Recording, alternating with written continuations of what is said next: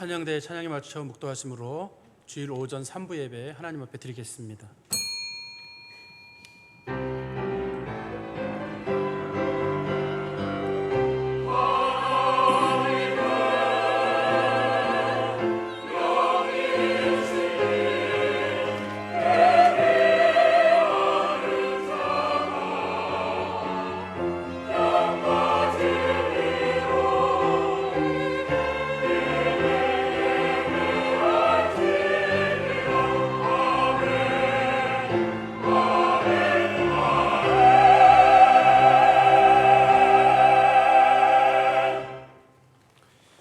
찬송가 20장 부르겠습니다.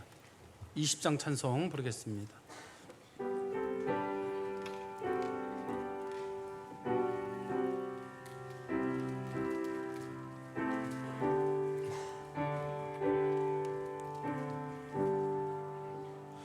큰 영광 중에 계신 주 나타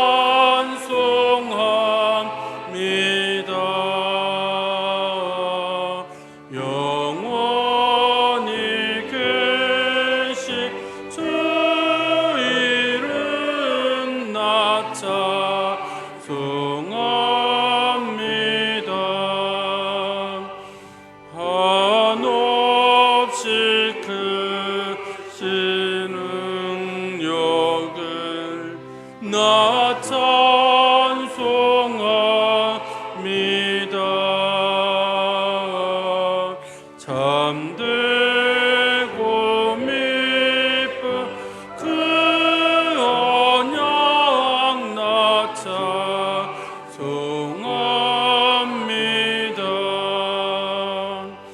온 천지 창조하시던 그 말씀 힘이 있어 영원히 변치 않는 줄 믿사옵니다. 그 온유하신 줌성 날 불러주시고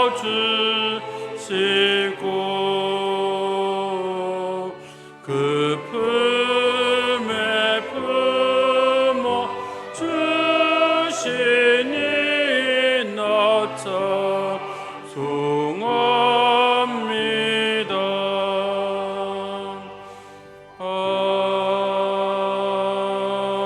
아멘.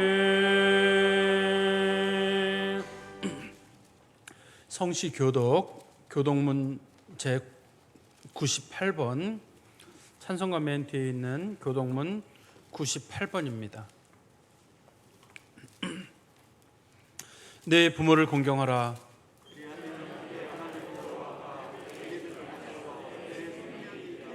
내 아들아, 내 아비의 훈계를 들으며 내 어미의 법을 떠나지 말라.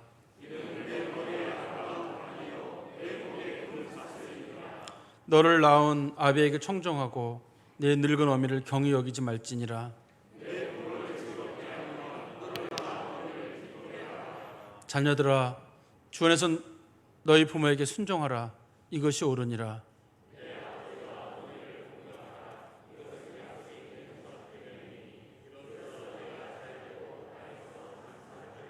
아멘. 우리 사도신경으로 신앙 고백하시겠습니다. 전능하사 천지를 만드신 하나님 아버지를 내가 믿사오며 그 외아들 우리 주 예수 그리스도를 믿사오니 이는 성령으로 잉태하사 동정녀 마리아에게 나시고 본디오 빌라도에게 고난을 받으사 십자가에 못 박혀 죽으시고 장사한 지 사흘 만에 죽은 자 가운데서 다시 살아나시며 하늘에 오르사 전능하신 하나님 편에 앉아 계시다가 저리로서 산 자와 죽은 자를 심판하러 오시리라. 성령을 믿사오며 거룩한 공회와 성도가 서로 교통하는 것과 죄를 사하여 주시는 것과 몸이 다시 사는 것과 영원히 사는 것을 믿사옵나이다. 아멘. 찬송가 98장 부르겠습니다.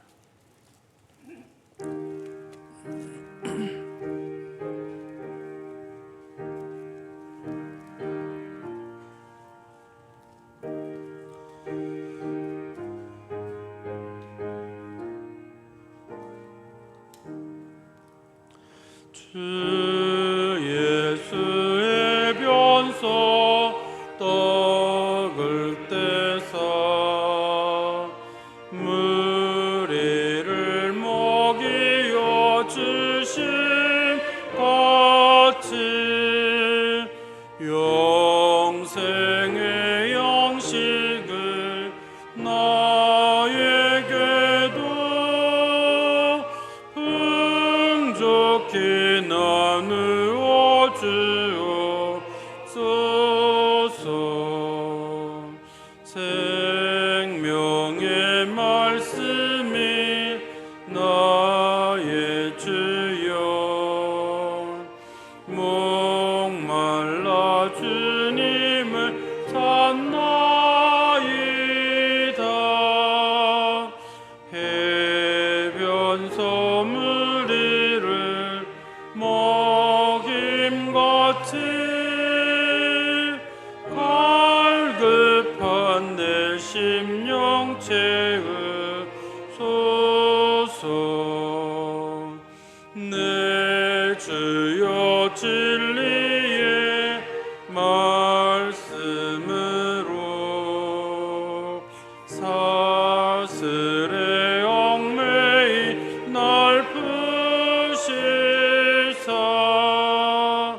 내 맘의 평화를 누림 같으로 영원한 생명을 주옵소서.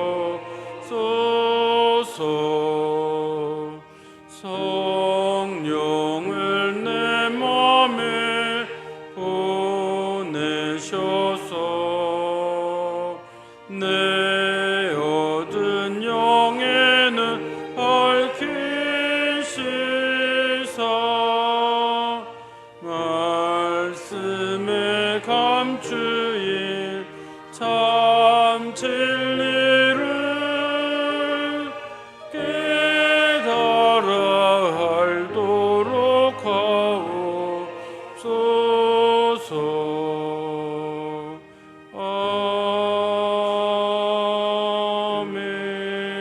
아멘. 다 함께 한 마음으로 하나님께 기도드리겠습니다. 창조주이시며 사랑과 은혜가 풍성하신 하나님 아버지, 오늘은 5월의 두 번째 주일입니다. 요즘 산과 들에서는 푸르름을 눈으로 볼 수 있으며 살아있는 생명을 느끼며 뒤적이는 새들의 노래를 어울려 들을 때 대자연에 이치는 하나님의 오묘한 섭리임을 깨닫고 감탄하게 됩니다. 이렇게 땅에서도 보기에 아름답고 각종 좋은 것들을 우리에게 주신 하나님께 감사와 영광을 올려드립니다. 오늘 우리를 주님의 몸된 교회로 모이게 하시고 은혜 주심에 참으로 감사드립니다. 저희들 무지하고 허물과 죄 많은 영혼들에게 아버지의 긍휼함을 입어 독생자 예수 그리스도의 십자가 죽으심의 구원 역사로 인해 천국 백성의 은혜 베풀어 주심을 감사드립니다. 우리는 은혜로 구원을 받은 백성, 주님의 제자가 되었고 세상의 빛과 소금의 역할로 살아가야 할 터인데 주님의 가르침에 온전히 맡기지 못하고 자신감이 없이 믿음이 없는 자처럼 어두운 터널 속에서 나오지 못하는 옛 모습 그대로의 반복적인 삶의 인생입니다. 주님을 온전히 믿고 따르던 수제자 베드로도 3번을 부인하다가 달기 울게 되므로 깨닫고 회개한 것처럼 우리도 회개하고 다시금 온전히 주님을 따르며 강하고 담대하게 세상을 변화시키는 데 사용되는 크리스천이 되도록 인도하여 주시옵소서. 지난 겨울부터 중국 우한에서부터 발원하여 세계적인 팬데믹으로 창궐한 코로나19는 3월부터 2달 동안에는 하나님께 드리는 예배를 자유롭게 드리지 못하고 온라인 가정 예배로 전환하는 엄중한 상황이었습니다. 그 가운데서도 우리를 안전하게 지켜주시고 피할 수 있는 길을 인도하심을 감사드립니다. 이번 코로나 사태에서 얻은 것은 평소 우리가 드리던 예배가 얼마나 소중했고 자유스럽게 좋은 환경이었는지 느끼게 되었습니다. 북한 동포와 중국 공산 진영에서는 크리스천 형제 자매들의 예배드림이 자유스럽지 못하는 것이 무엇인지 그들을 위해 더 기도하며 하나님께 드리는 거룩한 예배를 위해 더욱 힘쓰도록 우리를 인도해 주시옵소서. 5월은 가정의 달로 어린이 주일과 어버이 주일, 스승의 주일, 부부의 날이 있는 달입니다.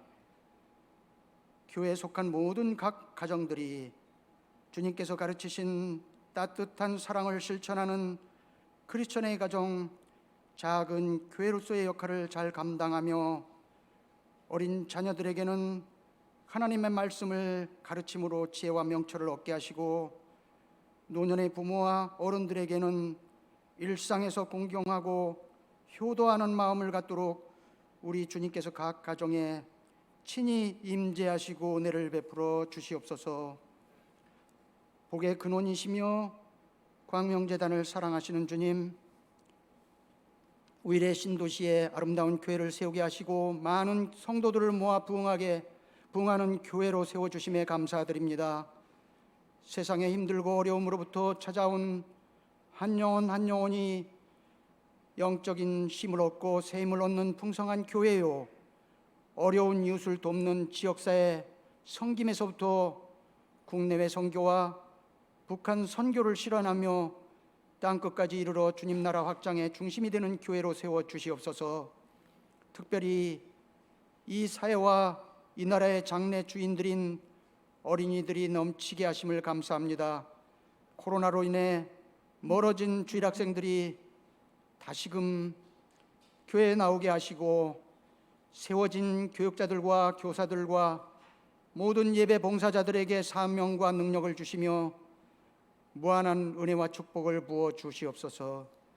이 광명재단으로부터 신앙의 뿌리가 성장된 주일학교 학생으로부터 청장년에 이르는 모든 교인들이 신앙이 흔들리지 않는 성숙한 믿음으로 말세시대의 유혹과 흔들림에서도 굳건히 지켜나가는 구원의 방주 역할로 부족함이 없는 교회 되게 하여 주옵소서. 이 나라, 이 민족을 위해 기도드립니다. 한반도 역사는 수천 년의 장구한 역사이지만 근현대사에서 기독교 선교사들이 들어오면서 서양 문물의 영향으로 계몽되었고 일제해방과 대한민국 건국으로 불과 70여 년 지난 현재에 이르는 세계 10대 경제국이 된 것은 하나님의 은혜와 축복이었습니다. 그에 반해 북한의 공산체제는 유물사관을 기초로 남한의 기독교 정신의 자유민주주의와는 이념적으로 전혀 맞지 않는다는 것을 학교 의무 교육에서조차 가르치지 아니하고 수십 년을 지나왔습니다. 젊은 세대와 미래 세대들에게 크리스천의 개척 정신과 부합되는 대한민국 건국 이념을 알도록 변화시켜 주시고 이스라엘 민족이 교육을 통해 후세의 민족 정신을 계승하는 것처럼 주님께서 이 나라도 지켜 보호하여 주시옵소서. 이 나라의 대통령을 비롯한 정치인들이 자유 대한민국의 정체성을 조금도 손상되지 아니하도록 붙들어 주시고 한반도의 외교, 국방, 경제 및 사법과 헌법 수호 등 모든 분야에서 건국의 헌정이 흔들리지 아니하도록 보호하여 주시옵소서. 아울러 나라를 위해 한국 교회들과 목회자들 한 마음으로 나라를 위한 기도에 헌신하며 동참하며 위기 상황에서 나라를 건져내는 교회의 지도자들이 다 되게 하여 주옵소서. 이 시간 단회에서 하나님 말씀을 대변하시는 목사님께 영육간의 강건함을 주시옵소서. 선포되는 말씀에 권능을 더하게 하시고 이 시대의 어려움에 처해 있는 모든 영혼들에게 세임과 지혜와 은혜와 축복의 시간 되게 하여 주옵소서.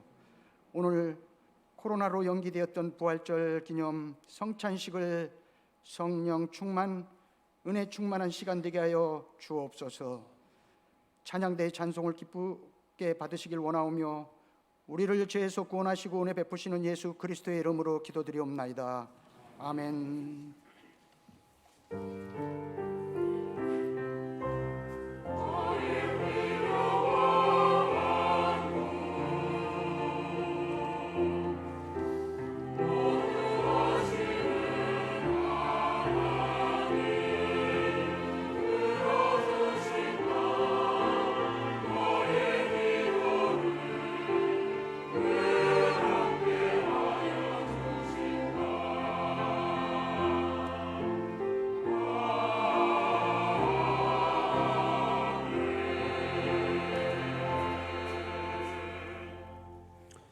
우리 말씀 보기 전에 먼저 성찬 예식을 진행하도록 하겠습니다.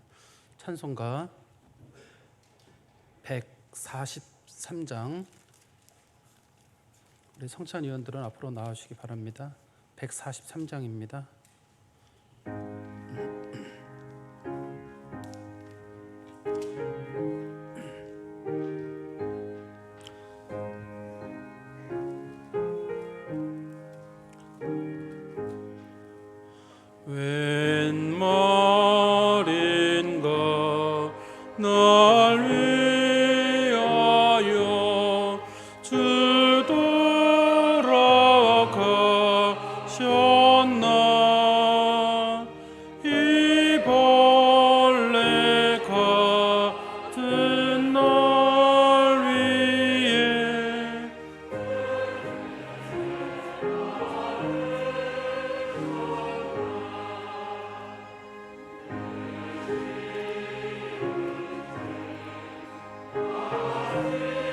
시고 못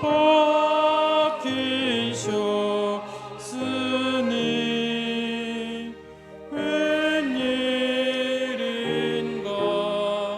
웬 은혜인가 그 사랑 크셔라 주 십자가 대옷 벗길 때 그 애도 빛잃고 그 밝은 빛 가리워서 캄캄케 되었네.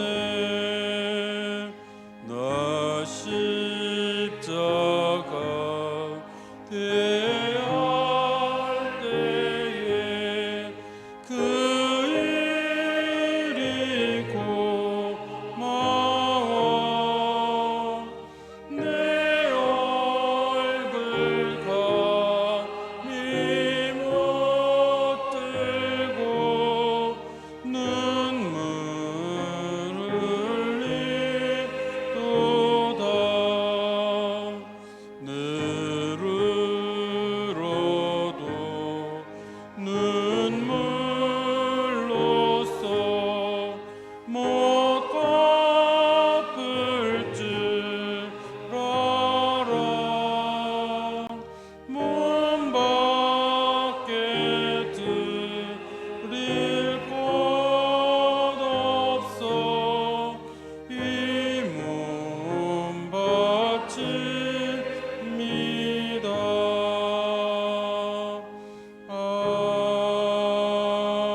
아멘. 하나님의 말씀은 요한복음 6장 53절부터 58절까지 말씀입니다. 예수께서 이르시되 내가 진실로 진실로 너희에게 이르노니 인자의 살을 먹지 아니하고 인자의 피를 마시지 아니하면 너희 속에 생명이 없느니라. 내 살을 먹고 내 피를 마시는 자는 영생을 가졌고 마지막 날에 내가 그를 다시 살리리니 내 살은 참된 양식이요 내 피는 참된 음료로다. 내 살을 먹고 내 피를 마시는 자는 내 안에 거하고 나도 그의 안에 거하나니 살아계신 아버지께서 나를 보내심에 내가 아버지로 말미암아 사는 것 같이 나를 먹는 그 사람도 나로 말미암아 살리라. 이것은 하늘에서 내려온 떡이니 조상들이 먹고도 죽은 그것과 같지 아니하여 이 떡을 먹는 자는 영원히 살리라. 아멘. 제가 잠깐 기도드리겠습니다. 하나님 아버지, 우리가 우리 주 예수 그리스도께서 주신 귀한 성찬을 기념하기 위해서 이 자리에 모였습니다. 저희들이 믿음으로 나와서 하나님 앞에 섰사오니 저희 모두가 영으로 사는 은혜가 있게 하여 주시옵소서. 예수 그리스도 이름으로 기도하옵나이다. 아멘. 이 성찬 예식은 우리 주 예수 그리스도께서 친히 세우신 것이고 그리스도를 기념해서 그가 재림하시기까지 그의 죽으심을 기억나게 하는 예식입니다. 예수 그리스도께서 우리 성도들을 거룩하게 하셨고 또 의롭게 하셨습니다. 우리가 이 성찬을 대할 때마다 믿음으로 대하시기를 바랍니다. 그저 그냥 빵으로 대하지 마시고 그저 포도주로 대하지 마시고 그리스도의 몸으로 대하시기를 바랍니다. 우리 눈에는 그저 빵으로 보이고 포도주로 보입니다만 우리는 이것을 우리 주 예수 그리스도께서 너희가 나를 기념하라 하셨기 때문에 그것을 기념하는 마음으로 믿음으로 받습니다. 그리고 여러분들이 이 떡을 먹을 때 내가 그리스도를 먹음으로 영생을 얻게 되는 것과 내가 포도주를 마심으로 그리스도의 피로 인해서 내가 죄사함을 얻었다는 사실을 꼭 믿고 돌아가시는 은혜가 있기를 바랍니다. 이 예식은 무흠한 입교인들, 즉 세례 교인들 중에서도 큰 문제가 없는 분들만 참여하게 되어 있습니다. 주로 세례 교인들 누구나 참여할 수 있는데요. 혹이라도 양심에 걸리시는 일이 있는 분들은 스스로 삼가하시는 것도 유익할 것 같습니다. 그리고 성찬을 시작할 때, 그러니까 잔을 나눌 때나 떡을 나누실 때 제자리에서 일어나 주셨다가 받으시고 앉으시면 됩니다. 우리 세례 교인들 그렇게 해주시기를 바랍니다. 우리 먼저 분병하도록 하겠습니다. 주 예수께서 잡히시던 날 밤 떡을 가지사 축사하시고 제자들에게 떼어주셨습니다. 주의 분부하심을 따라 나도 여러분들에게 이 떡을 나눠드리고자 합니다. 십자가를 묵상하며 거룩히 성찬에 참여하시기를 바랍니다. 이제 다 같이 기도드리겠습니다. 거룩하신 주여, 우리를 위해서 십자가에서 찢으신 그리스도의 몸을 기념하기 위해서 저희들이 거룩한 떡을 대합니다. 그리스도께서 우리에게 몸을 주심으로 우리가 새로운 사람이 되었고 그리스도께서 죽으심으로 우리가 나음을 얻었습니다. 믿음으로 대하오니 이 성찬에 참여한 모든 식구들 그리스도의 몸을 먹을 때 살아나는 은혜를 경험하게 하여 주시옵소서. 예수 그리스도 이름으로 기도하옵나이다. 아멘.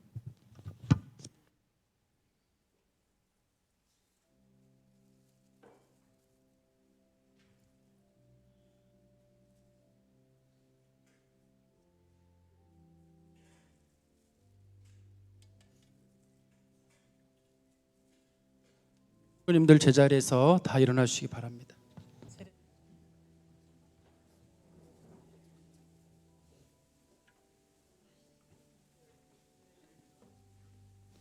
세례교인 이상 되시는 분들은 다 일어나 주시기 바랍니다.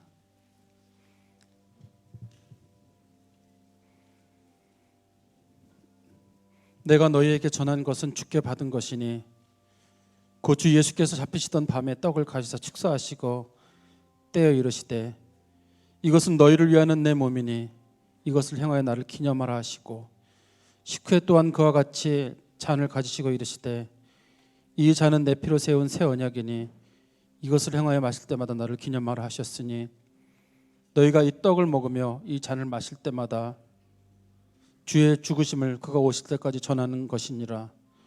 그러므로 누구든지 주의 떡이나 잔을 합당하지 않게 먹고 마시는 자는 주의 몸에 대하여 몸과 피에 대하여 죄를 짓는 것이니라.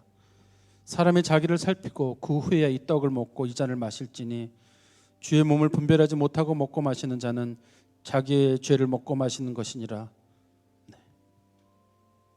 그러므로 너희 중에 약한 자와 병든 자가 많고 잠자는 자도 적지 아니하니 우리가 우리를 살폈으면 판단하지 아니하려니와 우리가 판단을 받을 것은 주께 징계받는 것이니 이는 우리로 세상과 함께 정죄함을 받지 않게 하려 하심이니라.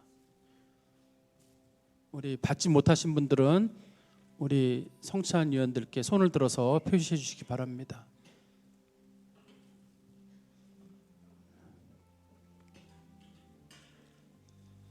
네, 다 돌아오셨고요. 돌리시고.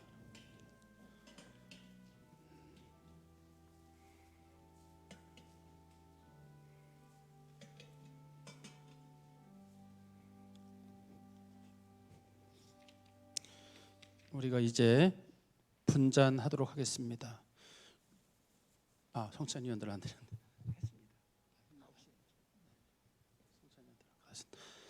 그래, 우리 이제 분잔합니다. 우리 주님께서 식후에 잔을 가지사 축사하신 후에 제자들에게 주시며 가라사대 이 잔은 나의 피로 세운 새 언약이니 이것을 행하여 마실 때마다 나를 기념하라 하셨습니다. 우리가 이 시간 이 잔을 대할 때 주님의 생명과 더욱 연합되는 복된 시간이 될 수 있기를 바랍니다. 기도하겠습니다. 살아 역사하신 하나님 아버지, 우리가 이 시간 우리를 위해서 한 방울의 빛까지 아낌없이 흘리신 우리 주 예수 그리스도의 피를 기념하여 귀한 잔을 대하고자 합니다. 믿음으로 대합니다. 우리의 죄가 다 깨끗하게 되었고 사함을 얻었고 이제 주님 앞에 새로운 백성이 됨을 저희가 믿습니다. 영생의 날에도 저희가 주님 앞에 담대히 설 수 있음을 믿습니다. 우리 성도들 거룩한 성도로 변해갈 수 있도록 주께서 복내려 주시옵소서. 예수 그리스도 이름으로 기도하옵나이다. 아멘. 우리 세대교인 이상 되시는 분들은 제자리에서 일어나 주시기 바랍니다.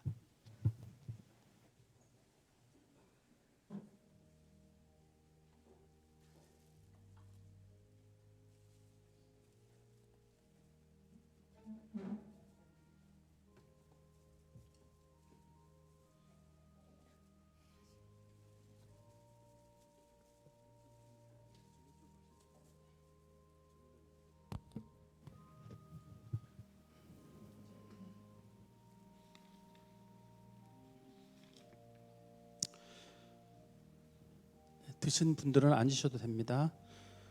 우리가 전한 것을 누가 믿었느냐? 여호와의 팔이 누구에게 나타났느냐? 그는 주 앞에서 자라나기를 연한 순 같고 마른 땅에서 나온 뿌리 같아서 고운 모양도 없고 풍채도 없은즉 우리가 보기에 흠모할 만한 아름다운 것이 없도다.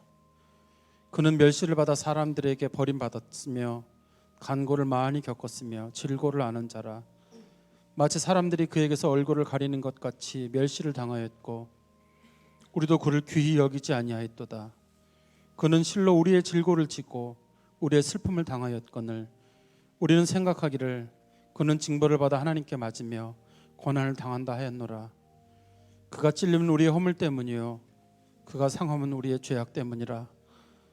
그가 징계를 받음으로 우리는 평화를 누리고 그가 채찍에 맞음으로 우리는 나음을 받았도다.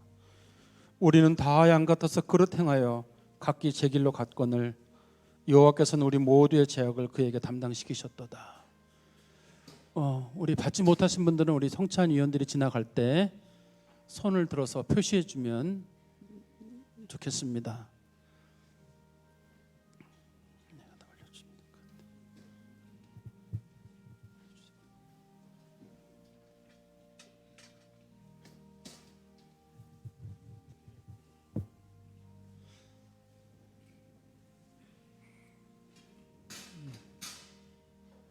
우리 성찬 받지 못하신 분들은 우리 참 받지 못하신 분들은 표시해 주시기 바랍니다. 다 받으셨죠?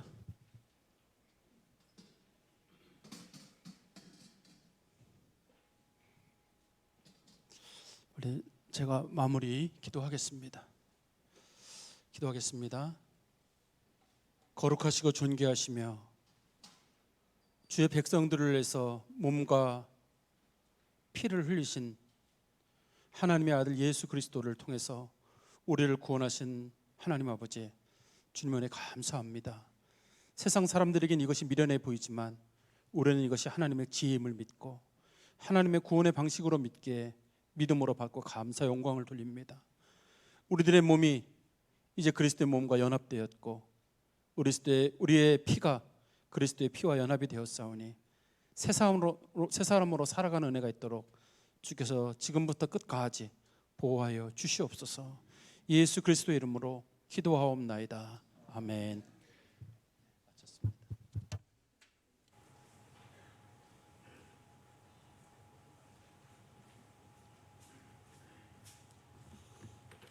우리 성찬위원들은 이미 성찬을 1, 2부에 하셨기 때문에요. 성찬위원들은 좀 생략을 했습니다. 우리 하나님 말씀 보겠습니다. 구약성경 잠언 19장 26절 27절 두 절 말씀 보겠습니다. 잠언 19장 26절 27절 제가 받들어 읽겠습니다. 아비를 구박하고 어미를 쫓아내는 자는 부끄러움을 끼치며 능욕을 부르는 자식이니라. 내 아들아, 지식의 말씀에서 떠나게 하는 교훈을 듣지 말지니라. 아멘.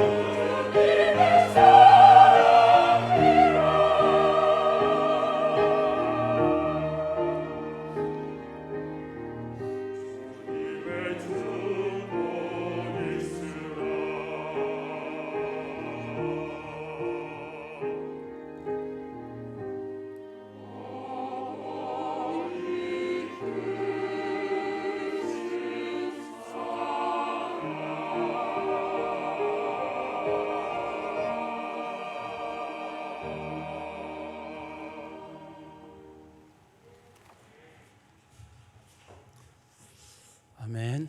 감사합니다. 오늘 읽었던 잠언 19장 26절부터 27절까지 말씀을 통해서 성경에 머물러 하는 제목으로 하나님 말씀을 전하겠습니다. 요즘은 성경이 가르치는 진리에서 사람들이 떠나게 되고 성경이 가르치는 진리가 아닌 사람의 법이 하나님의 말씀을 대신하는 것 같습니다. 27절의 말씀에 보면 내 아들아 지식의 말씀에서 떠나게 하는 교훈을 듣지 말라. 지식의 말씀은 성경 말씀이에요. 하나님 말씀에서 떠나게 하는 교훈이 있다 그러면 듣지도 말고 멀리하고 피하고. 그런데 요즘은 보면 하나님 말씀보단 사람의 말씀이 진리인 것처럼 비춰져 가고 있는 것 같습니다. 현대인들이 좋아하는 설교든지 혹은 가르침을 우리가 분석을 해보면 좀 새로운 것들이 있으면 사람들이 좋아해요. 늘 듣던 것들은 식상하게 받아들여지고 좀 실정을 내는 면이 있고요. 또 말씀을 듣거나 혹은 가르침을 배울 때에도 유쾌한 얘기들, 힘을 주는 얘기들은 좋아하지만 나를 조금 부담을 갖게 하는 것들에 대해서는 사람들이 싫어합니다. 감동도 그런 것 같아요.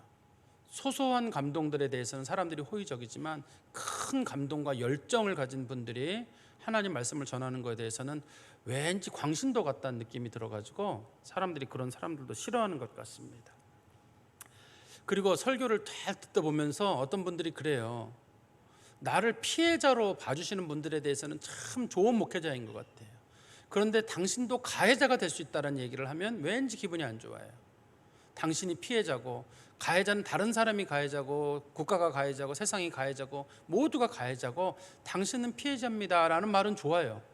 그런데 당신이 누군가에게 가해자가 될 수가 있습니다. 당신도 행동을 고치고 삶을 고쳐야 됩니다라고 말하면 사람들이 거부 반응을 보일 때가 많습니다. 이런 것들은 이유가 왜 그런 일이 생기게 되냐면 교회가 가지고 있는 기준과 세상이 가지고 있는 기준의 차이인 것 같아요. 교회가 가지고 있는 기준은 소위 성경적인 기준이에요. 영원히 변하지 않는 하나님 말씀이라는 게 성경적인 기준이라는 게 가장 기본적인 기준인데 세상 사람들이 말하는 기준은 합의적 기준이에요.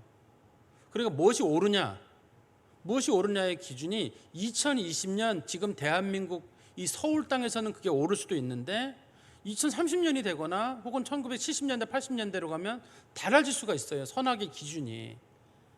그런데 성경 말씀은 어느 시대에나 변함없는 하나님의 말씀이라고 가르치고 있거든요. 근데 사람들이 원하는 건 성경 말씀이라고 하는 아주 오래된 책, 뭐 적어도 구약 성경 창세기나 이런 것들은 지금으로부터 적어도 한 3,500년 전에 기록된 책들이거든요.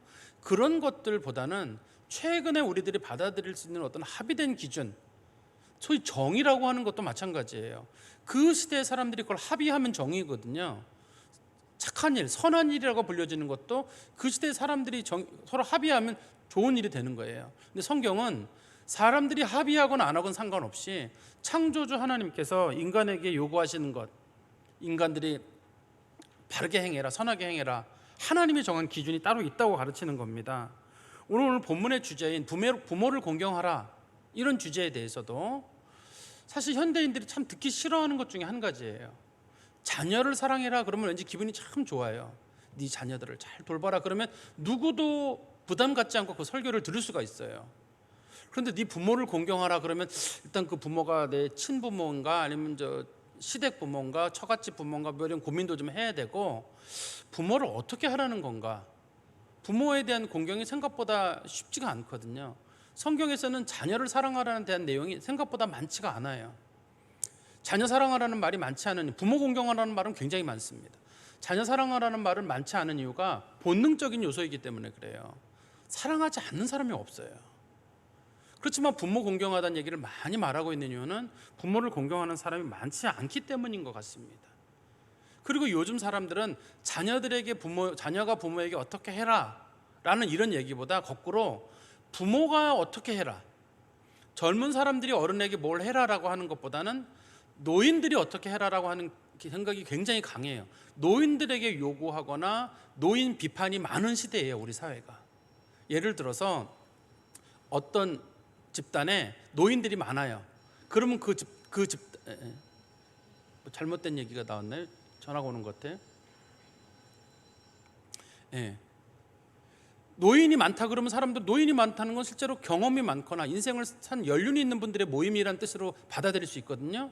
판단력 좋은 분들이라고 볼 수가 있어요. 우리는 상식적으로 그렇죠. 인생을 많이 살았고 그런 분들의 모임이니까요. 근데 우리 사회에서는 노인들의 모임 그러면 꼰대들의 모임, 판단도 못 내리고 소위 그 시쳇말로는 똥오줌 못 가리는 사람들의 모임 이렇게 봐요. 젊은 사람들의 모임에 대해서는 굉장히 평가죠. 젊은 사람들의 의견은 무조건 옳아요. 그런가요? 그러면 우리가 나이 먹을 필요가 뭐 있고 책 읽을 필요가 뭐 있고 인생을 살 필요가 뭐 있어요? 다 젊은 사람들을 무조건 세워야 하잖아요. 모든 것들을 젊은 사람 쪽으로만 두고 노인에 대해서는 어떤 걸 요구하냐면 노인들에겐 그래요. 알아서 처신해라. 자녀들과 젊은 사람들에게 절대 부담 주지 마라.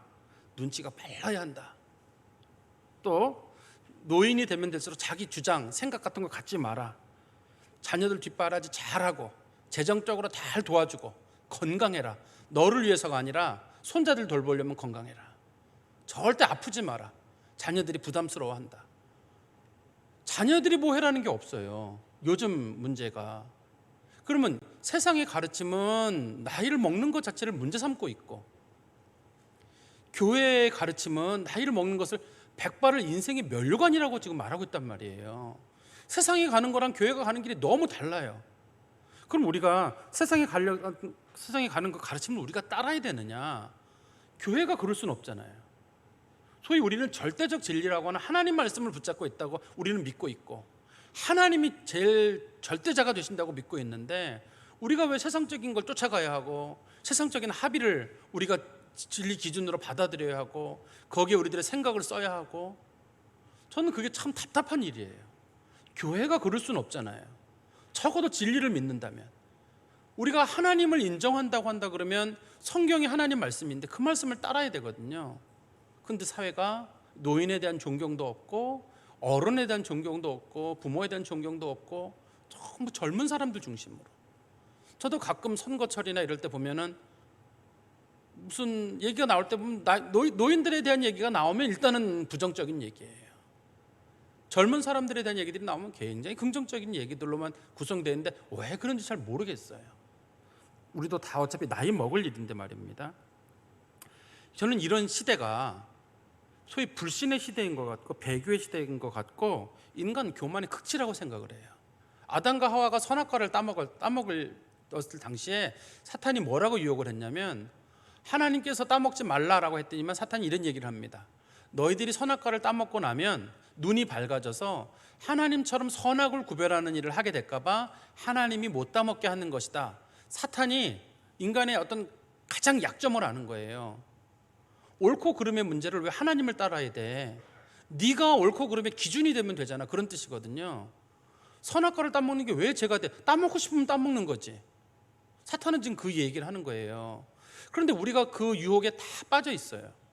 하나님 말씀이 옳다라고 얘기를 하는데 우리는 생각하기를 왜 하나님 말씀이 옳아요? 그건 옛날 책인데 참조사항은 될 수 있겠지만 나는 우리 시대에 우리의 합의된 그런 정의, 합의된 선의 개념을 가지고 우리 시대의 법을 쫓아가지고 나는 그거를 선으로 쫓아가겠습니다. 그렇게 얘기하는 거.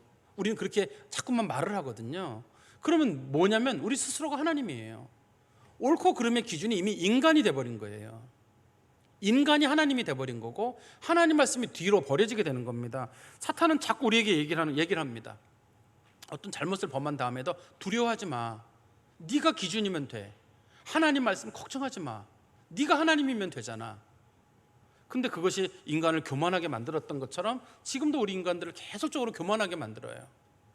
그래서 우리가 지금 쫓아가고 있는 사회적 기준이라고 하는 데든지 옳고 그름의 문제든지 소위 우리 어버이날에 관련된 부모에 관한 가르침들도 성경의 가르침하고는 굉장히 거리가 멉니다.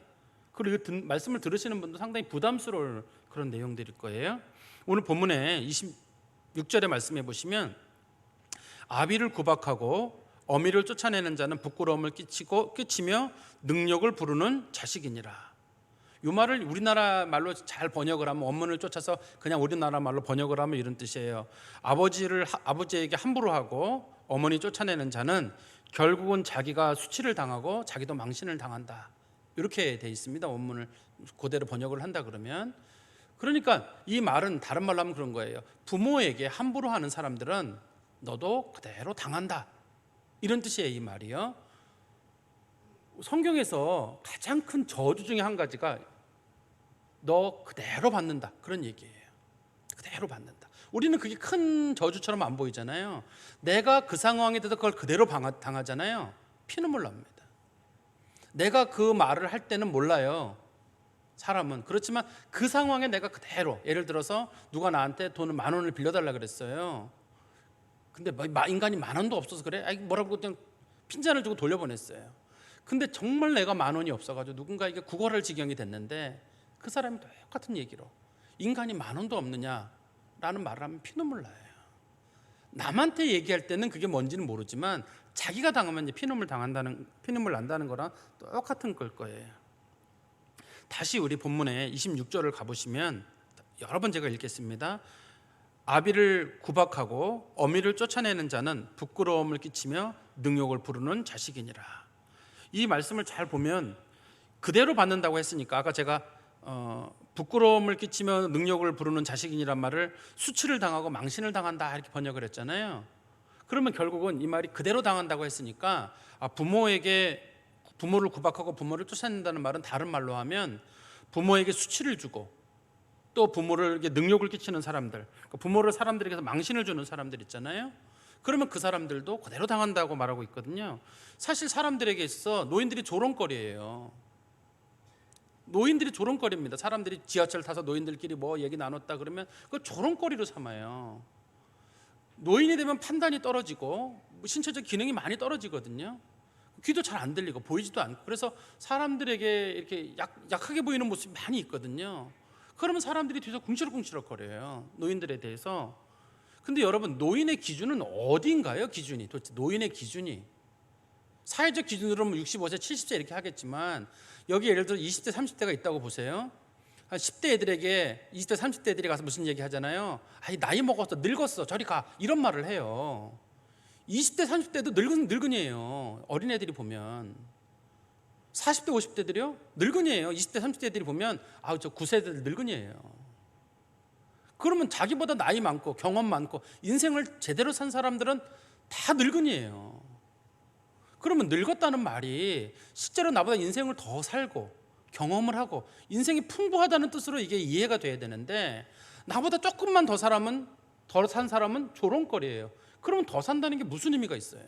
제일 존경을 받아야 할 건 이제 막 태어난 애기, 걔만 존경받고 나머지는 다 조롱거리가 돼야 되는데, 우리가 부모가 나이를 먹으면서 우리에게 짐을 지우기도 하고 혹은 치매가 걸리기도 하고 별의별 일들이 많잖아요. 근데 그것이 나한테 수치를 당하고 망신을 당할 거리인가 과연? 그 부분을 좀 성경에서는 만약에 네가 네 부모 뭐 그렇다고 해서 네가 그렇게 했다 그러면 너 그대로 당한다. 너도 그 나이 될 거고 너도 그 순간이 올 건데 그대로 당한다라고 성경이 말하고 있는 것 같습니다. 그리고 아비를 구박하고 어미를 쫓아낸다는 말을 한마디로 우리나라 말로 바꾸면 아마 폭력이라는 말로 바뀔 거예요. 부모에게 절대 폭력을 해두르지 말라는 걸 겁니다.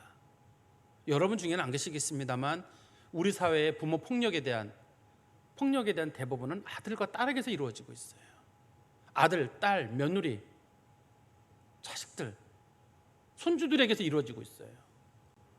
부모가 자식들에게 잘못한 거 있다면 평생 거기서 도와주고, 사실 부모가 자식한테 도움을 받고 사는 부모가 있다 그러면 사실 다 줬기 때문에 남은 게 없어서 그럴 수도 있잖아요. 그런데 같이 이렇게 어울려 살다 보면 실수도 있고 뭐 있는데, 아니 어떻게 이게 자식이 부모를 때리는 일이 어떻게 있을 수 있겠습니까 이게. 근데 우리 사회에서 이게 용인이 되고 있어요. 사람들이 누구를 때리고 뭐 한 거를 그냥 그러려니 하고 사람들이 넘어가게 됩니다. 근데 여러분들 한번 뒤집어서 생각해 보세요. 여러분들이 나중에 내가 나이가 먹었을 때 내가 내 자식에게 맞는다고 생각해 보세요. 폭력적인 것만이 아니라도 언어적인 표현으로 은근히 내가 없어졌으면 바라고, 나를 불편해하고 나를 짐스러워하고, 내가 누군가에게 하는 건 할 수 있어요. 그런데 내가 그 상황이 됐을 때 누가 사람들이 저 노인이 안 죽나? 저 사람 좀 안 없어지나? 눈치도 없나? 이런 걸 내가 들으면요 피눈물이 나요. 그 상황이 되면. 근데 우리가 그런 일들을 서슴지 않고 하는 것 같아요. 그래서 하나님께서도 그런 일을 하는 사람들에 대해서는 잔인하게 갚는다고 말씀하고 있거든요. 우리 잠언 30장 17절에 보면 이런 말씀이 있습니다. 아비를 조롱하며 어미 순종하기를 싫어하는 자의 눈은 골짜기의 까마귀에게 쪼이고 독수리 새끼에게 먹히리라. 즉 아버지 조롱하고 엄마 말 듣지 않는 사람들이 있다 그러면 그 눈은 까마귀가 그 눈을 쪼아먹고 그 다음에 독수리 새끼가 그걸 먹어버린대요. 다른 말로 하면 까마귀가 눈을 파먹고 독수리 새끼가 먹으려면 그 시신을 수습하는 사람이 없다는 뜻일 거잖아요. 네가 네 부모에게 함부로 하면 나중에 너 죽었을 때 아무도 너 주변에 없다. 네 시신 아무도 수습하지 않을 것이다. 하나님께서 그걸 비참하게 놔두신다는 뜻이잖아요. 이것도 하나님이 그대로 갚는다는 소위 동해보복의 원리일 텐데 내가 했던 것들 나는 그걸 모를 거예요. 그런데 어느 날 내가 노년이 됐을 때 내 주변에 아무도 없고 심지어는 내 시신을 수습할 사람 하나도 없고 내가 딱 죽었을 때 사람이 죽은 다음에 아무것도 모르는 일입니다. 그렇지만 내 시신을 누구도 수습해주고 매장도 안 해주고 화장도 안 해줘서 까마귀가 파먹고 이 독수리가 파먹는다 그러면 그것만큼 비참한 일이 어디 있겠습니까? 근데 하나님께서 말씀하시기를 네가 네 부모에게 잔인하게 했느냐? 내가 너에게 그대로 잔인하게 갚아준다. 하나님 그렇게 말씀하고 있거든요. 그리고 저는 이 말씀을 26절 말씀을 다시 한번 보세요. 아비를 구박하고 어미를 내쫓는 자는 부끄러움을 끼치며 능욕을 부르는 자식이니라. 이걸 저는 두 개로 나눠봤어요. 하나는 아비를 구박한다는 말은 내가 좀 힘이 있고 여유가 있을 때는 부모에게 최대한 얻어내려고 하고 그 다음에 부모가 힘이 없을 때는 부모를 내쫓아버리는 소위 결혼 전으로도 볼 수가 있어요. 그리고 그러니까 부모의 도움을 받아야 될 때는 내가 부모를 최대한 뜯어내요. 이 말씀을. 그리고 내가 좀 여유가 있고 부모가 힘이 없으면 부모를 내쫓아 버리는 거예요. 이 말씀이 이거는 이제 어떻게 우리가 볼 수 있냐면 누가복음 15장 11절 12절에 보면 둘째 아들 비유가 있잖아요. 둘째 아들이 자기 아버지를 찾아와 가지고 아버지 나에게 돌아올 분깃을 빨리 주십시오. 그런 다음에 아버지가 주신 분깃을 가지고 돌아가서 허황방탕하게 돌아와서 아버지가 그 아들을 환영해 줬다는 그런 내용 성경에 나오잖아요. 원래 유산 상속은 성경에서는 아버지가 죽을 때 받는 거예요. 근데 아들이 아버지한테 내 유산 상속을 빨리 해달라는 말은 빨리 죽으란 얘기이기 때문에 당시에 큰 불효 중에 하나입니다. 그게 그러니까 이 아들이 아버지에게 얼마나 쫄랐으면 아버지가 준 거예요. 이게 둘째 아들에게 네 재산을 주세요. 그래 네 목 가져가라 이렇게 하는 게 아닙니다. 이게 그러니까 둘째 아들은 비유를 들었을 때 유대인들은 야 저렇게 나쁜 놈이 다 있나. 지 애비에게 죽으라는 말을 어떻게 하고 유산 달라는 말이 돈 자체가 필요하다는 말이 아니라 당신이 빨리 죽어야 내가 내 돈을 쓰는데 당신 돈이 내 돈인데 응? 우리 잠언 28장 24절에도 그런 말 있어요. 부모 돈 욕심내는 사람 멸망한다. 그런 말 있어요. 부모 돈 욕심내지 말라는 말도 거기 기록이 돼 있어요. 근데 사람들이 자꾸 부모에게 내가 뭐 얻어낼 거 있을 때는 자꾸 나 좀 이것 달라 저거 달라 막 부모를 채근을 하는 거예요. 그런데 부모 힘 빠지고 못 빠지면 쫓아내버리는 거예요. 요양원으로 보내고 어디로 보내고 물론 요양원만 가도 잘 가는 거죠. 뭐 사람들이 여기저기 막 쫓아내. 그래 하나님께서 그런 사람들은 뭐라고 말하냐면 그대로 당한다고 말하잖아요. 우리 신명기 21장 18절부터 21절까지 보면 그런 말씀이 있습니다. 신명기 21장 18절부터 21절에 보면 어떤 사람에게 완악하고 패역한 아들이 있고 아버지 말이나 어머니 말을 안 듣거든 그 아들을 성문으로 끌고 가가지고 장로들에게 말하기를 동네 사람들에게 말하기를 우리 아들이 말 안 듣고 일도 안 하고 술만 먹고 뒹굴뒹굴 합니다 라고 얘기를 하면 그 동네 사람들이 돌로 쳐서 죽여라 이렇게 돼 있어요. 근데 이 법을 시행할 부모는 아무도 없습니다. 내 자식 말 안 듣는다고 해가지고 끌고 가가지고 여러분 제발 우리 아들 돌로 쳐주세요 라고 말할 사람이 없어요. 그 부모가 못 그런다는 걸 자식이 알아요. 그런데 자기가 부모가 필요 없으면 마치 사람들에게 돌팔매질 당하듯이 내보내요. 쫓아내고 짐수로 한다는 거예요. 인간이 인간을 짐수로 하거나 불필요하다고 생각하는 만큼 큰 악이 어디 있겠습니까? 사람이 온전하지 못합니다. 이 효도 문제에 대해서 자신할 사람은 아무도 없어요. 저도 자신하지 못해요. 인간은 실수도 하고 욕심도 부리고 다투기도 하고 죄를 지어요. 근데 하나님께서 인간에게 넘지 말라고 하는 선이 있어요. 그 넘지 말라고 하는 선이 뭐냐면 제발 부모한테는 그러지 마라. 제발 그 선은 넘지 말라는 거예요. 그 선을 넘으면 네가 인간이기를 포기하는 거라고 얘기하고 있어요. 부모의 최대의 약점은 뭐냐면 부모라는 게 약점이에요. 부모라는 것 자체가 약점이어가지고 자녀들에게 최대한 약자로 지금 돌아설 수밖에 없어요.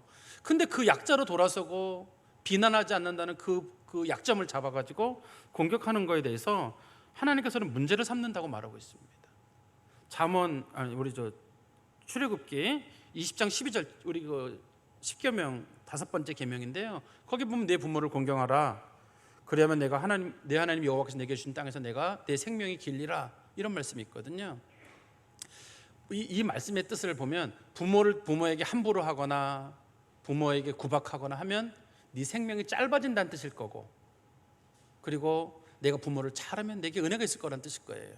우리 아까 우리 신앙 고백할 때도 교동문에서 했던 것처럼 에베소서 6장 1절 3절에 보면 그런 말씀 있잖아요. 부모를 잘 공경해라. 그러면 내가 땅에서 잘 되고 장수하리라. 이것이 약속 있는 첫 계명이다. 약속 있는 첫 계명이란 말은 그거를 하는 사람들에게 하나님께서 반드시 대가를 주신다는 뜻도 들어있고요. 그다음 10계명 중에 인간을 향한 계명 중에 첫 번째란 뜻이에요. 그게 우리 10계명을 10개로 돼 있지만 그 중에 4가지, 나 외에 다른 신을 내게 두지 말라, 우상 만들지 마라, 여호와 이름 망령 때 일컫지 말라, 안식일을 기억하고 그날을 거룩히 지켜라. 이거 하나님과 관련된 계명이잖아요. 인간에 관련된 계명 첫 번째가 내 부모를 공경하라, 살인하지 말라, 간음하지 말라, 도적질하지 말라, 내 이웃을 위하여 거짓 증거하지 말라. 이런 계명들로 구성이 되어 있단 말이에요. 그런데 우리가 볼 때는 살인이 더 큰 죄 같아요. 사람 죽이는 게 큰 죄 같고, 간음죄나 성폭행 같은 게 큰 죄 같아요. 우린 도둑질 같은 걸 큰 죄로 보잖아요. 뭐 훔치고 절도 행위라고. 요즘 우리 기독교인들은 동성애에 대해서는 굉장히 우리가 이제 지금 뭐 강한 거부 반응을 보이죠. 저도 동성애에 대해서는 아주 극히 거부 반응을 보이고 있습니다. 그리고 거짓 맹세하는 것, 거짓말하는 것에 대해서도 굉장히 싫어하잖아요. 그런데 성경은 뭐라고 말하냐면 그것보다 더 극악무도한 일이 있다 그러면 그게 부모에게 함부로 하는 거래요. 살인보다, 성폭행보다, 동성애보다, 거짓말하거나 절도하는 것보다 더 큰 게 부모 공경 안 하는 거예요. 그러니까 부모에 대한 얘기가 제일 앞에 나와 있는 게, 이게 무너지면 인간성 자체가 무너진 거예요. 신앙인이면 그렇게 하기 어렵다는 겁니다. 이게 물론 세세한 상황에 들어가 보면 이해가 되는 집도 있어요. 정말 재정적으로 어려워서 그럴 수도 있고, 부모 자식이 안 맞아서 그럴 수도 있고, 말 못할 상황이 있을 수가 있습니다. 그 안에 들어가 보면. 그런데 말 못할 상황을 다 고려하면 죄를 죄라고 할 만한 게 하나도 없어요. 예를 들어서 어떤 사람이 살인사건이 일어났습니다. 우발적으로 일어났을 수도 있잖아요. 정말 나쁜 사람이어가지고 간혹 TV에 보면은 자녀를 수십 년 동안 성폭행했던 부모, 그 자녀들이 보복하는 경우도 있고, 자기에게 참 못된 사람들에게 사람들이 갚는 경우도 있잖아요. 그렇다고 해가지고 사회가 저 사람 죽일만 했으니까 무죄로 해줍시다. 무죄로는 안 하잖아요. 정상 참작은 되지만 무죄로 안 하잖아요. 도둑질도 마찬가지예요. 누군가가 뭘 훔쳤을 때 너무너무 가난해서 배고파서 훔쳤을 수도 있거든요. 그래도 그 사회가 그래 그렇게 훔쳤으니까 저 사람 죄는 없는 걸로 합시다, 이렇게는 안 되잖아요. 상황은 다 고려하면서도 절도죄로 형을 받을 건 받아야 되듯이 부모 문제도 마찬가지예요. 그 안에 들어가 보면 각각의 문제들이 다 있을 겁니다. 말 못할 문제들이 있지만 그렇다고 해가지고 부모 공경하지 않는 걸 가지고 사람들이 그래 뭐 그럴 수도 있지라고 할 수는 없다는 거예요. 하나님께서 말씀, 사람들은 이해하고 설득하는 게 어렵지 않아요. 그런데 하나님께서 그 부분을 어떻게 보시냐는 겁니다.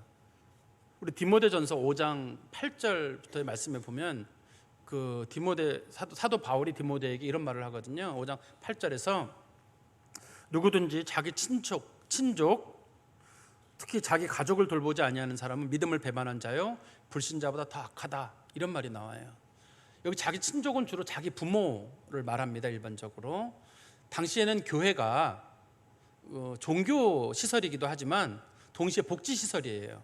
성도들이 교회에서 예배도 드리고 또 어려운 일이 있으면 교회에 기대서 살기도 했습니다.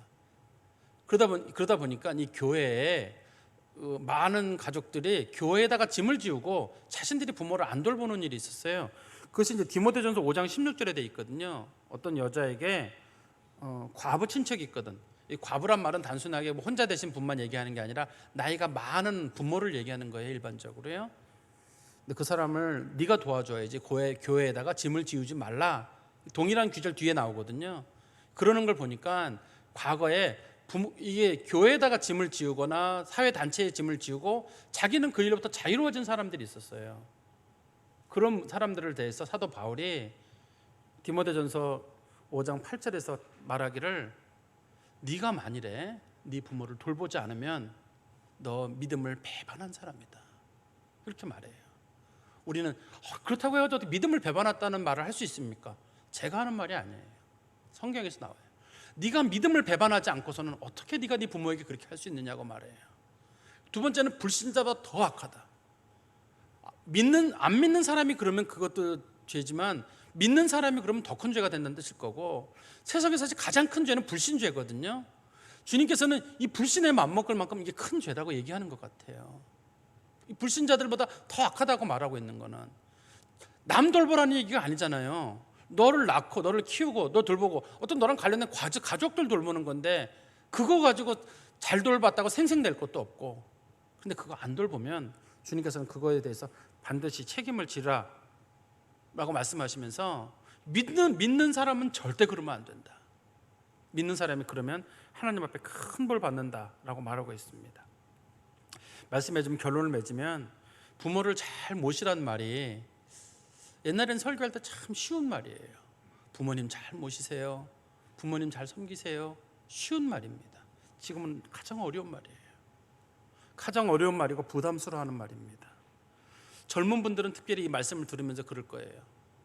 나이 드신 분들은 좋겠다. 이젠 대접만 받으면 되잖아요. 이 설교 얘기 들어보니까 부모에게 잘해라, 부모에게 잘해라 그랬는데, 부모 다 돌아가신 분들은 얼마나 좋아요. 부모에게 잘할 필요도 없고. 손 목사님은 우리에게 짐만 지우려고 젊은 사람들이 잘해라 뭐 이런 식으로 짐을 지우려고만 하시는가 보다. 그래서 이 젊은 사람들이 나가면서 아유 다시는 교회를 나오지 말아야지 뭐 이러는 분도 계실지 모르겠어요.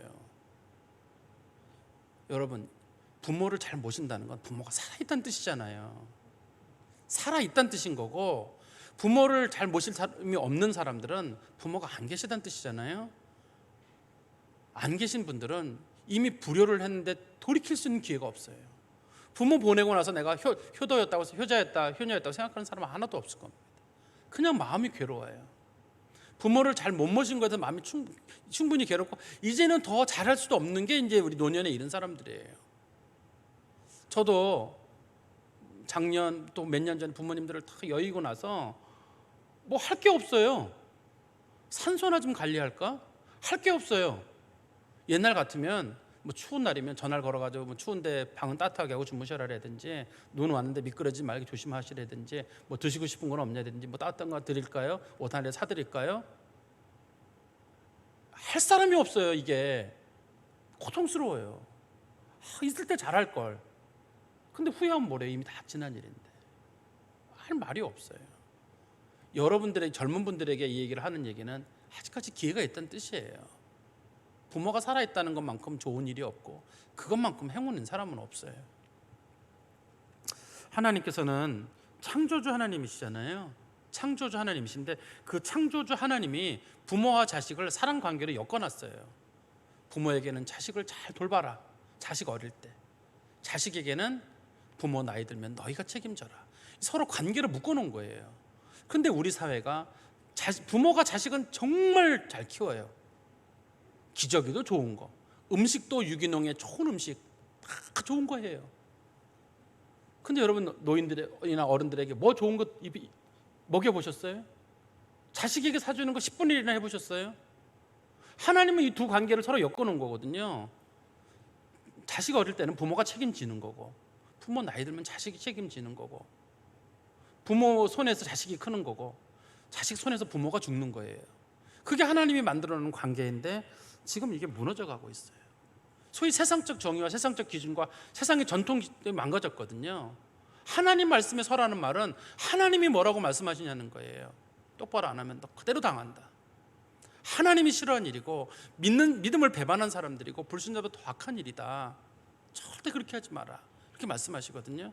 저는 바라건대 우리 성도들 이 말씀을 가슴에 두셨으면 좋겠어요.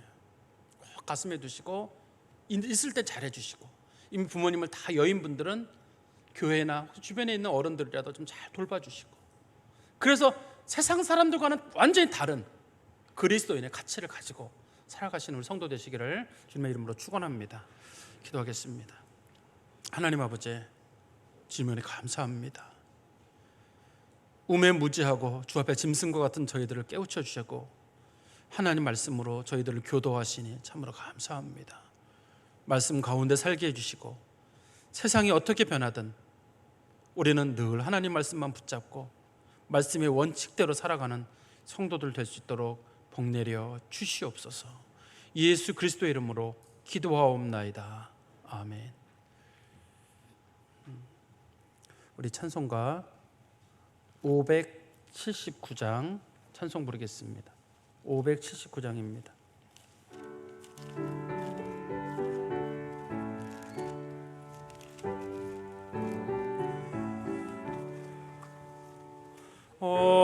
어머니의 넓은 사랑 귀하고도 귀하다. 그 사랑이 언제든지 나를 감싸줍니다. 내가 울 때 어머니는 주께 기도드리고 내가 기뻐 웃을 때에 찬송 부르십니다. 아침 저녁 읽으시던 어머니의 성경책 손때 남은 구절마다 모습 본 듯합니다. 믿는 자는 누구든지 영생함을 얻으리. 들려주신 귀한 말씀 이제 힘이 됩니다. 홀로 누워 괴로울 때 헤매다가 지칠 때 부르시던 찬송 소리 귀에 살아옵니다. 반석에서 샘물 나고 황무지가 꽃피니 예수님과 동행하면 두려울 것 없어라. 온유하고 겸손하며 올바르고 굳세게 어머니의 뜻 받들어 보람 있게 살리라. 풍파많은 세상에서 선한 싸움 싸우다 생명신에 흐르는 곳 길이 함께 살리라. 기도드리겠습니다. 사랑이 많으시고 은혜가 풍성하신 하나님 아버지, 저희들이 이 세상 살아가는 일에 어려움 없도록 주께서 의무의 양으로 보호하시고 영육간에 지켜주신 것 참으로 감사합니다. 또한 좋은 부모들 우리 가운데 주셔서 태어나게 하시고 보살핌 받고 믿음 간에 살아갈 수 있도록 또한 도와주신 것 감사합니다. 하나님 아버지, 의당 저희들이 주님 앞에 마음과 뜻과 정성을 드릴 뿐 아니라 전부를 드려야 하는 것이 옳지만 저희들 그 중에 작은 부분만 택하여 11조와 감사와 여러 가지 기도의 제목으로 하는 귀한 예물을 드립니다. 하나님 받아주시고 드려진 손길에 하나님 복 내려 주시옵소서. 드리기를 소원하고 간절하지만 마음밖에 드릴 수 없는 자들이 있습니다. 하나님 굽어 살펴주시고 주의 선하심으로 함께하여 주시옵소서. 예수 그리스도의 이름으로 기도하옵나이다. 아멘. 교회 소식을 알려드리겠습니다. 오늘 새로 나오신 성도님들 진심으로 환영합니다. 함께 등록하시고 섬겨 주시기를 바랍니다. 특별히 우리가 지난 2월 코로나 이후로 처음 보는 얼굴들도 있어요. 처음 보는 얼굴도 있어서 참 반갑고, 또 오르간도 오래간만에 살아나서 좋습니다. 오르간도 그동안 아이들 키우고 여러 가지 힘드셨을 텐데 같이 해주셔서 감사하고, 또 우리 성도들끼리도 인사 서로 나누시기를 바랍니다. 오늘은 어버이 주일입니다. 교회에서 어르신들은 작은 선물을 준비했습니다. 작년까지는 우리가 어르신 기준을 80으로 삼았었거든요. 근데 올해는 85세가 돼야 되는데 75세로 좀 낮췄습니다. 75세로 낮춰서 선물 뭐 큰 건 아닙니다만 선물을 드리겠습니다. 이 선물을 우리 대표로 우리 강성호 장로님이 대표시죠? 강성호 장로님의 대표로 드리고, 나머지 분들은 우리 나가시는 길에 교역자들이나 우리 교회 직분자들이 나눠드릴 겁니다.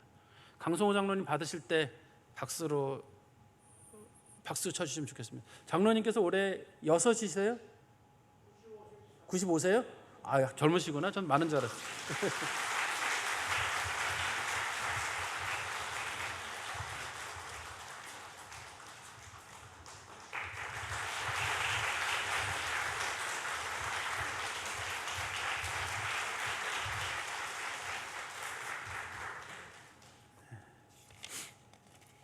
장로님 한 10년, 20년 더 받으세요. 나중에까지. 그리고 우리 중직자 관련된 부분은 광고 마친 후에 우리 기획위원장 염차배 장로님 나오셔서 중직자 선거에 관한 광고를 해주시겠습니다.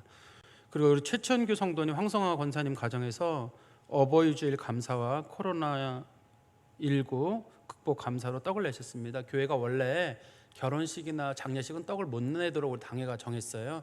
옛날엔 했었는데 결혼식 하다 보니까 결혼식도 바쁜데 그것까지 부담이 될 것 같아서, 그리고 또 누구는 하라 누구는 말라 그러면 안 하는 사람이 또 이상해요.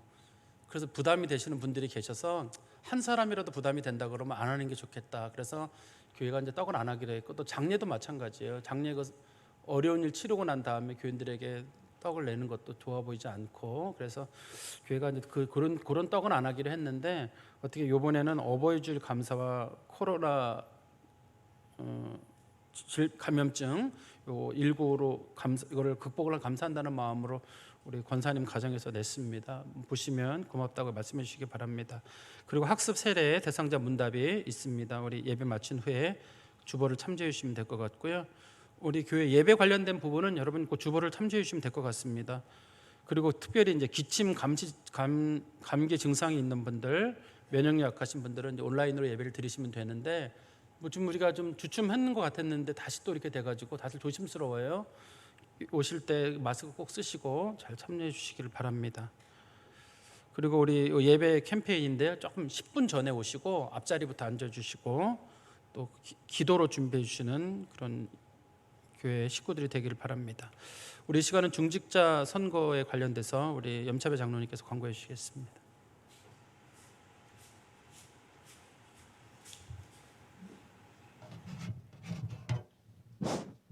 기획위원장 염차배입니다. 지난 1월 달에 당회에서 확정을 하고 2월 달에 실시할 예정이었던 장로 선거가 아시다시피 코로나 바이러스 때문에 연기가 돼서 다음 주에 실시를 하려고 합니다. 5월 17일 주일날 오전 8시부터 오후 1시까지, 장소는 지난번에 했던 대로 지하 주차장을 사용할 예정입니다. 중직자 선출 목적은 하나님께서 교회를 부흥케 하심으로 교회를 섬기고 성도를 돌보는 중직자를 선출하여 교회를 세우고 하나님께 영광을 드리기 위함입니다. 선출 계획은 교회 헌법과 규약, 교회 직원 인사 규정에 따라 대상 후보자를 선정하였습니다. 이번에는 9명이 후보자로 선정이 되었고, 투표인 수의 3분의 2 이상을 찬성을 득해야 선출이 됩니다. 그래서 9명 중에 2명을 뽑도록 결정이 되었습니다. 일정별 계획을 말씀드리겠습니다. 후보자 심사는 지난 1월 달에 확정이 됐고, 오늘부터 토요일까지 공고가 됩니다. 선거인 명부 확인이 오늘부터 해서 금요일까지 일정 사무실 노현의 목사님 계시고 할 텐데 내 이름이 선거인으로 들어가 있는지 아닌지 확인하고 싶으신 분은 확인을 해주시면 되겠습니다. 다음 주 5월 17일 일부 예배 때부터 해서 공동의회가 개최되고 당일에 개표를 해서 당선자를 확정하도록 하겠습니다. 이때 확정이 안 되면 한 주 미뤄서 그 다음 주에 2차로 결선 투표를 해서 확정을 하도록 하겠습니다. 임직 전 교육과 또 교단에서 실시하는 장로교시에 합격을 하면 금년도 11월 달에 임직식을 가질 예정입니다. 투표 방법은 투표 명부가 아까도 선거 명부가 작성이 되는데 규정에 따라서 2019년 11월 17일 그래서 본교회 교적부에 등록된 세례교인으로서 정당한 사유 없이 6개월 이상 본교회 예배에 출석하지 않은 경우에는 자격 중지가 됩니다. 그 이외의 분들은 대상이 되겠습니다. 당선은 앞에서 말씀드렸듯이 투표인의 3분의 2 찬성을 득해야 하고 다 득표자 순으로 2명을 선정하게 되겠습니다.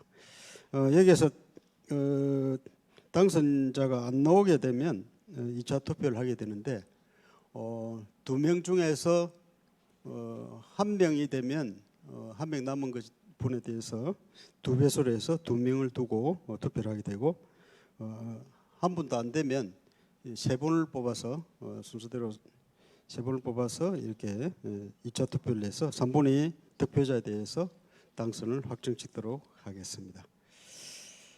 그래서 당부드릴 것은 그 2명 이내로 규정은 되어 있습니다만 가급적이면 꼭 2명을 해주셨으면 좋겠습니다.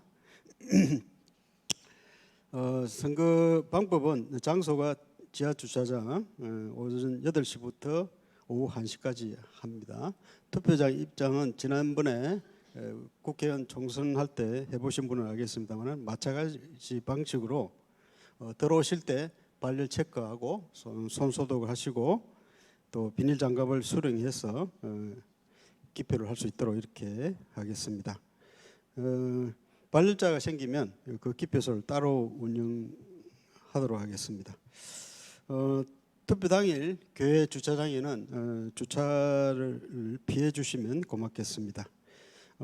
여기 과정을 마친 후에는 본인 확인과 투표 용지를 받고 기표소로 가서 기표를 하고 투표함에 넣어주시고 여기 본당으로 들어오는 그 문으로 나가주시면 되겠습니다. 장소는 그림으로 보여드리고 있습니다. 주차장 입구에서 들어와서 본인 확인, 투표 용지를 받고 기표소로 이동하고 투표한 후에 나가주시면 되겠습니다. 후보자 명단을 사진으로 소개해드리겠습니다. 지난번에 제비뽑기로 선정을 했습니다. 1번 이병심, 2번 박선주, 3번 안국모, 4번 박준홍, 5번 김동창, 6번 김석현, 7번 이혜광, 8번 나학균, 9번 이진웅 이렇게 되어 있습니다.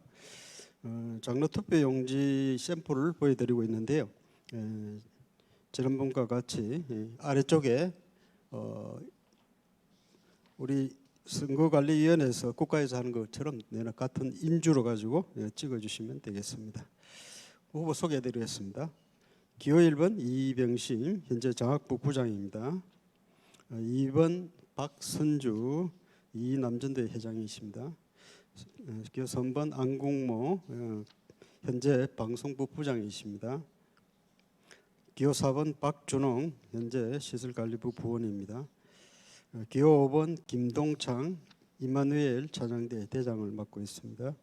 기호 6번 김석현 현재 시설관리부 부장입니다. 기호 7번 이혜광 안수집사회 회장을 맡고 있습니다. 기호 8번 나학균 간제부 부장을 맡고 있습니다. 마지막으로 기호 9번 이진웅 기획조정부 부장입니다. 선거 관련해서 교회에서는 선거운동을 못하도록 되어 있습니다. 오직 기도로서 준비하고 이렇게 해서 하나님께서 기뻐하시는 또 선거가 이루어지고 좋은 분이 뽑힐 수 있도록 모두 기도해 주시면 감사하겠습니다. 요 예배 후에 이 자리에서 선거 종사자 모임이 있겠습니다. 교육자님들과 신무장로님, 그도 해당되는 안수 집사님이 권사님들 참석해 주시면 감사하겠습니다. 고맙습니다. 네, 수고하셨습니다. 우리가 그동안 저도 예배 끝나고 악수를 했었는데 악수를 안 하니까 허전하더라고요. 그래서 손 부딪히는 거 했는데 그것도 사실 좀 조심스럽다 그러네요. 안 하기도 그렇고 참. 혹시라도 제가 이제 목례로 인사드리더라도 우리 당회원들이 그러더라도 이해해 주시기 바랍니다. 지금 뭐 다시 이렇게 진행되는 중인 것 같아서요. 우리 옆에 계시는 분들한테 서로 사랑합니다 인사하겠습니다. 사랑합니다. 잘 오셨습니다. 우리 다 같이 일어나셔서 찬송가 1장 부르겠습니다.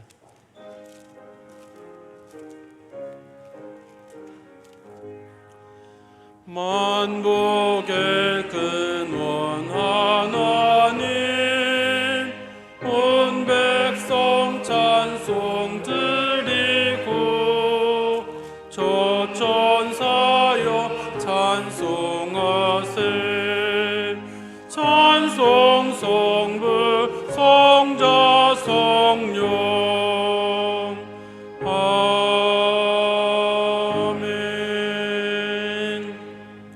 이제는 우리 주 예수 그리스도의 은혜와 하나님 아버지의 그 넓으신 사랑하심과 성령님의 교통하심이 이제 주 앞에 예배하고 돌아가는 모든 자녀들 머리 위에와 또 주 앞에 거룩한 성찬을 참여하고 돌아가는 주의 백성들 머리 위에 이제로부터 영원토록 함께 계실지어다. 아멘.